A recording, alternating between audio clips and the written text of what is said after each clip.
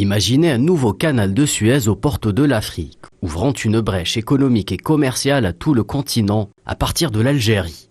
Le méga-projet du port commercial Centre El Hamdaniya est la parfaite synthèse de la coopération algéro-chinoise en matière de développement économique en Afrique. Une infrastructure à dimension internationale, structurante pour le commerce extérieur et l'économie nationale. La réalisation de ce nouveau port aussi va certainement mettre en valeur le positionnement géographique de l'Algérie, qui est considéré comme la porte de l'Afrique et qui est considéré aussi comme le centre du monde. Pratiquement la liaison entre les continents asiatiques et américains. Financé conjointement par les deux pays via le Fonds national d'investissement et la Exim Bank of China, le projet s'insère pleinement dans la nouvelle vision du commerce international africain, amorcée par la zone de libre-échange ZLECAf.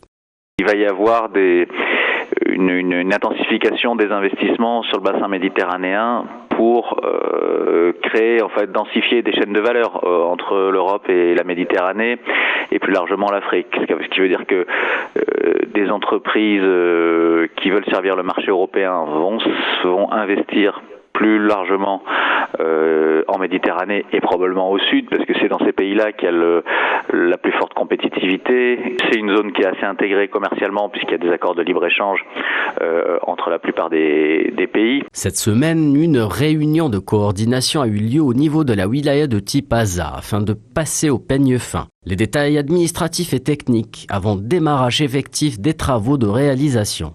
La future infrastructure portuaire sera dotée de 3 terminaux à conteneurs, un terminal à marchandises générales et un quai pour les activités de services portuaires. Les 3 terminaux seront répartis sur une surface globale de 129 hectares. Le nouveau port permettra à l'Algérie de rebattre les cartes du commerce international.